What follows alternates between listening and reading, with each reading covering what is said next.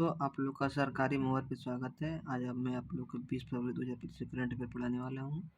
हाल ही में भारतीय सेना ने जल थल रक्षा 2025 तटीय सैन्य अभ्यास कहाँ किया है? जल थल रक्षा अभ्यास का आयोजन भारतीय सेना द्वारा किया गया। स्थल कहाँ ये है? स्थल ये बेट द्वारका गुजरात में है। स्थल कहाँ ये है? स्थल जो आपका है बेट द्वारका गुजरात में हुआ है ये। और तटीय सैन्य अभ्यास ये था, क्या था? तटीय सैन्य अभ्यास था। और आर्मी दिवस कब मनाया जाता है? आर्मी दिवस 15 जनवरी को मनाया जाता है। और आर्मी के जो चीफ कौन है? उपेंद्र द्विवेदी है। कौन है? उपेंद्र द्विवेदी हैं। तो इसका आंसर क्या आप लोग का हो जाएगा? इसका आंसर हो जाएगा गुजरात। क्या हो जाएगा? गुजरात। दूसरा प्रश्न क्या आपका है? हाल ही में BBC Indian sport women of the year के पुरस्कार से किसे सम्मानित किया गया है? BBC sport award 2024 sport women of the year Manu Bhaker को दिया गया। किसको दिया गया? मनु भाकर को। किसमें दिया गया? शूटिंग में। ये पेरिस ओलंपिक में इन्होंने 2 पदक जीता था। कितना पदक जीता? 2 पदक इन्होंने जीता था।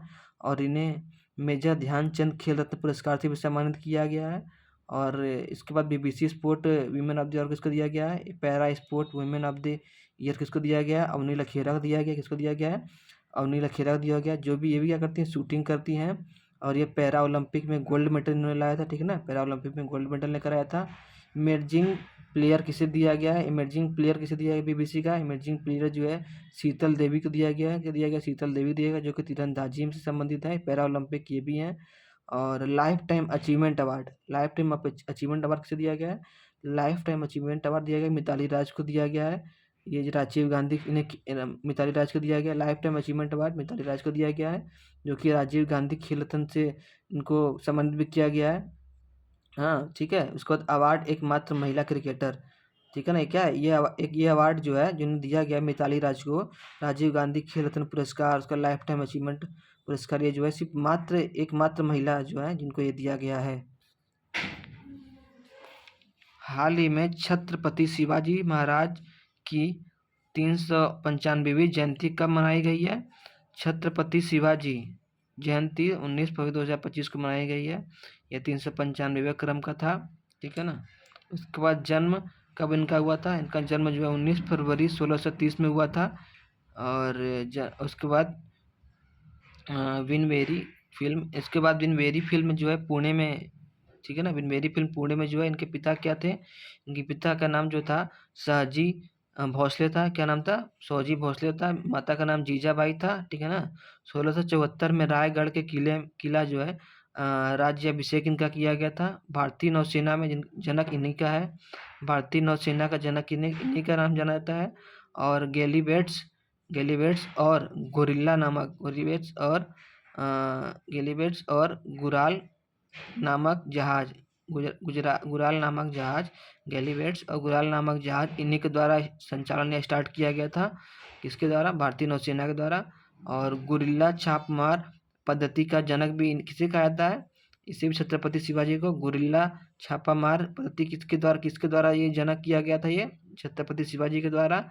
और अष्टप्रधान जो है पीएम क्या था? पेशवा था। अष्टप्रधान का पीएम कौन था? पेशवा था। सुमंत विदेश मंत्री थे। सुमंत कौन थे? विदेश मंत्री थे। पीएम कौन था? पेशवा था अष्टप्रधान के, ठीक है ना? और सुमंत कौन थे? सुमंत एक विदेश मंत्री थे। कर कौन था? कर जो था ये चौथ था।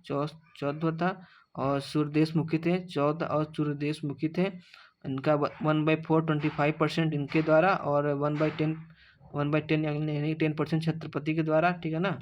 द्वारा 11 जून 1665 में जो है पुरंदर की संधि इन्हीं के द्वारा हुई थी, ठीक है ना? 11 जून 1665 पुरंदर की संधि इन्हीं के द्वारा हुई थी। इनका जन्म कब हुआ था? इनका जन्म जो है 19 फरवरी जो है इनका जन्म इनका हुआ था 1630 में। 19 फरवरी 1630 में इनका जन्म हुआ था, ठीक है ना? तो हम लोग नेक्स्ट प्रश्न देखते हैं। चौथा प्रश्न क्या कहता है? हाल ही में भारत, भूटान और बांग्लादेश के बीच त्रिपक्षीय व्यापार को बढ़ावा देने के लिए जोगी घोपा टर्मिनल कहाँ प्रारंभ हुआ है? जोगी घोपा टर्मिनल जो आपका है आसाम में हुआ है। कहाँ हुआ? आसाम में हुआ है। त्रिपक्षीय व्यापार ये है, क्या है? त्रिपक्षीय व्यापार है। त्रिपक्षीय व्यापार जंक्शन है, ठीक है ना? ये भारत प्लस भूटान और प्लस बांग्लादेश किसके बीच में हुआ है? त्रिपक्षीय व्यापार जंक्शन जो है भारत, भूटान और बांग्लादेश। इसका शुभारंभ जो है कहाँ हुआ है? इसका शुभारंभ जो है सर्बानंद सोनोवाल जी के द्वारा हुआ था। शुभारंभ किसके द्वारा हुआ है? सर्बानंद सोनोवाल जी के द्वारा। और जल मार्ग जहाज रानी की मंत्री कौन है? सर्बानंद सोनोवाल। जल मंत्री जहाज रानी के मंत्री कौन है? सर्बानंद सोनोवाल।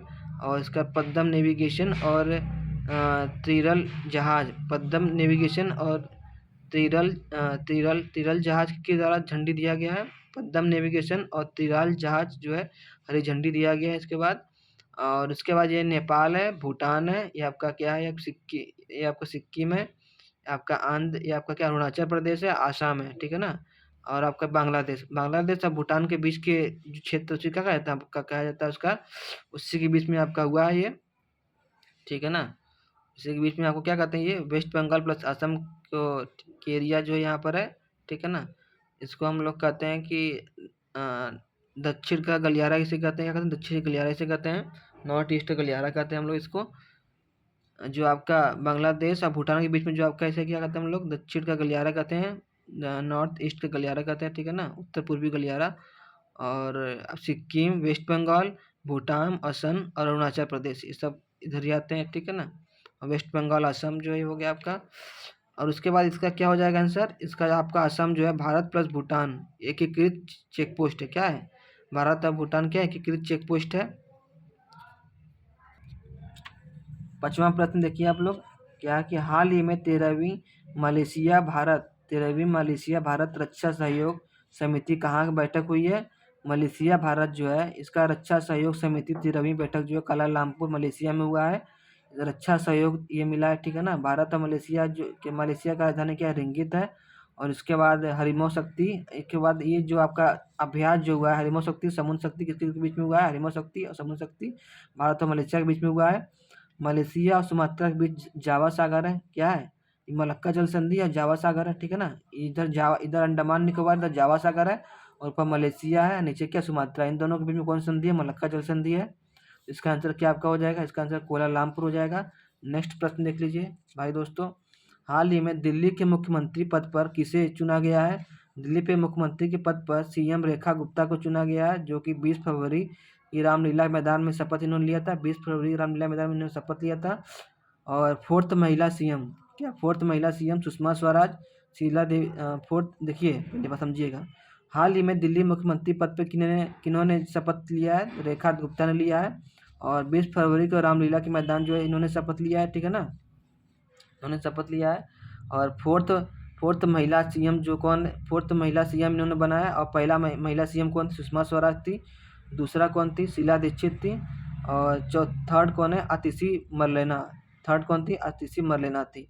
और शालीमार बाग सीट से एमएलए कौन है? ये थी शालीमार बाग सीट से कौन थी? आपकी रेखा गुप्ता थी। शालीमार बाग सीट से रेखा गुप्ता है। काम की पहचान इनकी टैगलाइन है। और दिल्ली की 70 सीट में से और 48 सीट इनकी पार्टी ने जीता है। इसका क्या आंसर हो जाएगा? रेखा गुप्ता।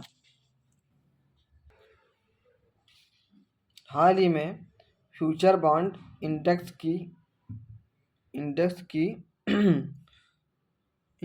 की ग्लोबल रैंकिंग में रिलायंस को कौन सा स्थान मिला है?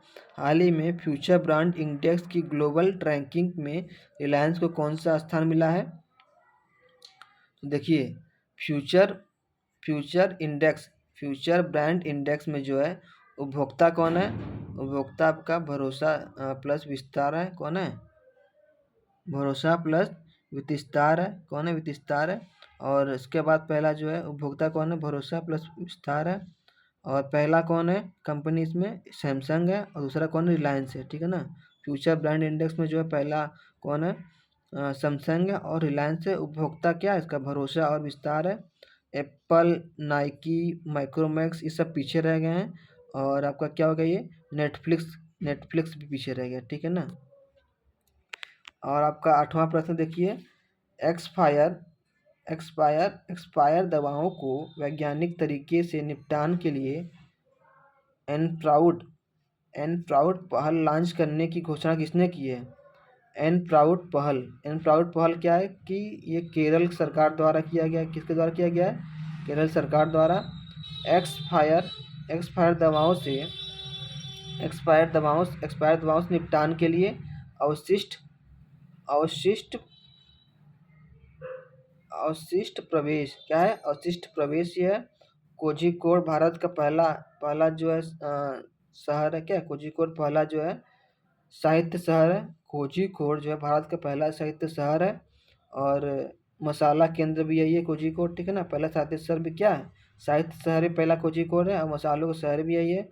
अवशिष्ट अवशिष्ट पदार्थ अवशिष्ट अवशिष्ट प्रबंधन भी यही है, ठीक है ना। अवशिष्ट प्रबंधन कहाँ हुआ है? कोझिकोड में हुआ है। एक्सपायर एक्सपायर दवाओं की निपटान के लिए जो है ये केंद्र बनाया गया है, ठीक है ना। तो कहाँ आपका होगा? कर्नाटक। कोझिकोड कहाँ आपका ये है? कोझिकोड आपका ये है केरल में। कहाँ ये? केरल में है।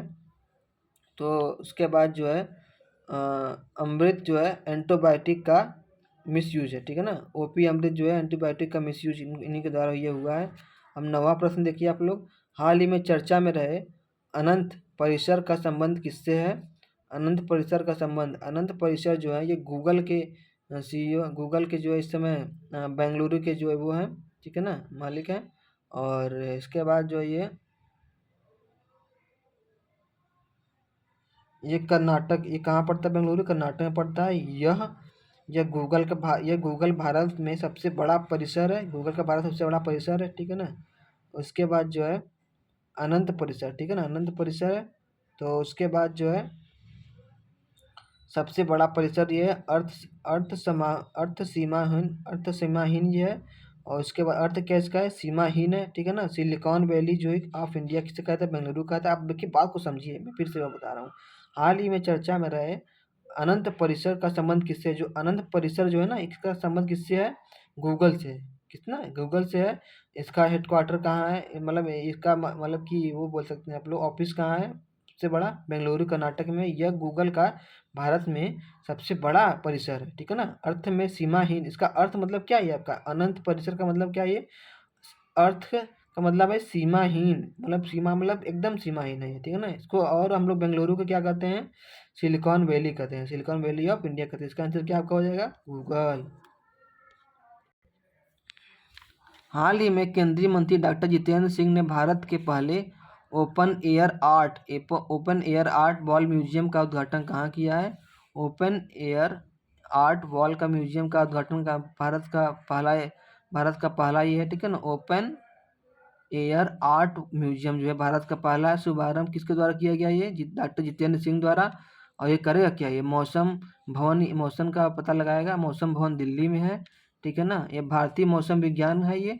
और उसके बाद इसके जो विभाग जो है कि विभाग के जो पहले एमडी हैं, ठीक है ना, विभाग के पहले एमडी हैं। और उसके बाद इसका जो है 1875 में इसकी स्थापना हुआ था। 150 वर्ष पूर्ण हो गया इसका, इसकी उपलब्धि, इसका इतिहास जो है, ठीक है ना, भारतीय मौसम विज्ञान। उसके बाद टाई प्रोटेक्शन डे जो है रक्षाबंधन को कहा गया है। टाई प्रोटेक्शन डे रक्षाबंधन कहा गया। तो इसका क्या होगा? तो इसका उद्घाटन कहाँ हुआ है? इसका उद्घाटन जो आपका है नई दिल्ली में हुआ है। कहाँ हुआ है? नई दिल्ली में हुआ है। तो उसके बाद देखते हैं लास्ट। हाल ही में अमीर शेख तमीम बिन हमद अल थानी ने की भारत की यात्रा। स्पेन के शोधकर्ताओं ने पौधे के घाव को ठीक करने के लिए बैक्टीरियल सेलुलोज पट्टियाँ की विकसित की। स्पेन के शोधकर्ताओं ने पौधों के घाव को ठीक करने के लिए बैक्टीरिया सेलुलोज पट्टियों की विकसित। अब देखिए ये हमारा करंट अफेयर आज का समाप्त होता है। बहुत बहुत धन्यवाद हमारा इस चैनल से जुड़े रहने के लिए आप लोगों का। अभी तो देखिए करंट अफेयर थोड़ा लचीलेपन तरीके से चल रहा है। अगर आप लोग सपोर्ट करेंगे तो मैं आपको विश्वास दिलाता हूँ कि आपको एकदम बेहतर से बेहतर करंट अफेयर आपको देने की कोशिश करेंगे।